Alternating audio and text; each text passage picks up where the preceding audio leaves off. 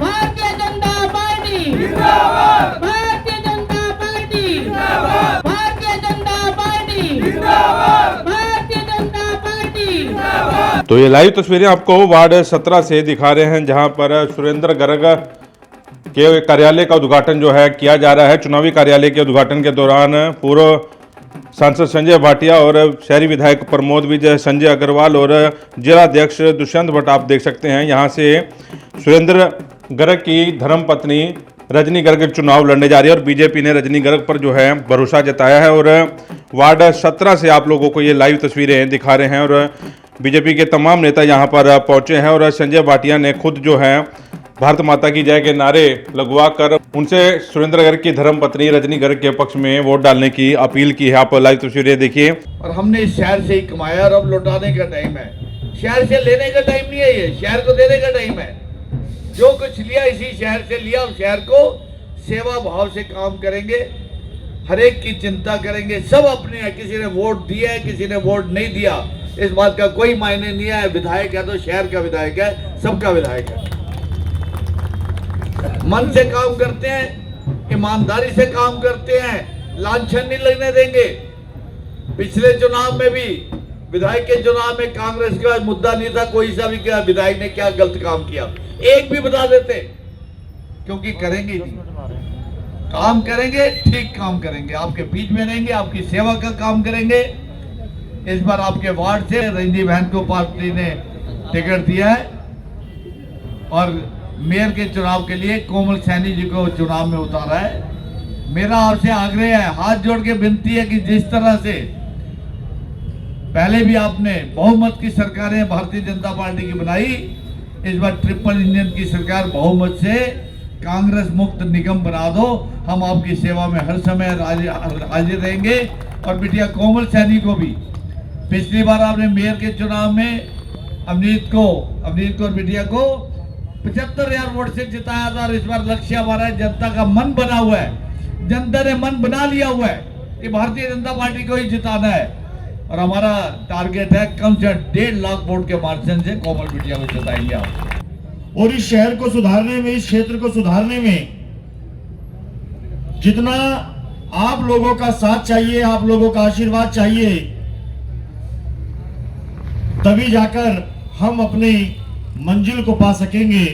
और उसके लिए आवश्यक है कि रजनी सुरेंद्र गर्ग को इतने अधिक मतों से जिता दो, इतने अधिक मतों से जिता दो कि विधायक जी और हम सबको इतनी ताकत दे दो कि आने वाले समय के अंदर किसी प्रकार की क्षेत्र के विकास में कोई बाधा ना बने। आज आप देख रहे हो पूरे पानीपत के अंदर जिस तरह का माहौल पिछले 3-4 दिन से लगातार बनता जा रहा है। भारतीय जनता पार्टी की अगुवाई में जिस तरह से आप लोगों ने भारतीय जनता पार्टी को मजबूत करने के लिए लगातार हम देख रहे हैं कि जिस भी वार्ड के अंदर कार्यालय का उद्घाटन हो, चाहे आज से नामांकन शुरू हो रहे हैं, लोगों के एक अलग उत्साह है। और इतनी भारी संख्या में हर कार्यालय पर लगता है जैसे पूरी रैली चल रही है। और विपक्ष के पास तो खड़ा करने के लिए आदमी नहीं है, चाहे वो पार्षद है, चाहे हमारे मेयर का प्रत्याशी है। और हमने तो विधानसभा चुनाव के अंदर कहा था, जिस दिन रिजल्ट आया भाई पानीपत के अंदर से आज से विपक्ष खत्म हो गया। और आज ये सच्चाई है, कांग्रेस पार्टी के पास कोई हमारे सामने खड़ा करने के लिए कैंडिडेट नहीं है। पूर्ण रूप से भारतीय जनता पार्टी एक तरफा चुनाव जीतेगी और बहुत बड़े बहुमत के साथ जीतेगी। एक भाग्य होता है और कोई कारण बनता है, कोई समीकरण बनते हैं, क्योंकि वार्डों में सभी समाजों को प्रतिनिधित्व मिले, रिप्रेजेंटेशन मिले। उस चक्कर में कई निर्णय होते हैं। कई बार निर्णय कोई कार्यकर्ता नाराज भी होता है, मैं इस बात को समझता हूं, मैं भी कार्य करता हूं। और जहां तक बात संजय अग्रवाल जी कह रहे थे कि कांग्रेस की स्थिति के बारे में बता रहे थे, संजय अग्रवाल जी कांग्रेस तो उसी दिन खत्म हो गई थी पानीपत में, जब आपको चुनाव लड़ाकर कांग्रेस ने और कांग्रेस के लोगों ने ही हराने का काम करा था।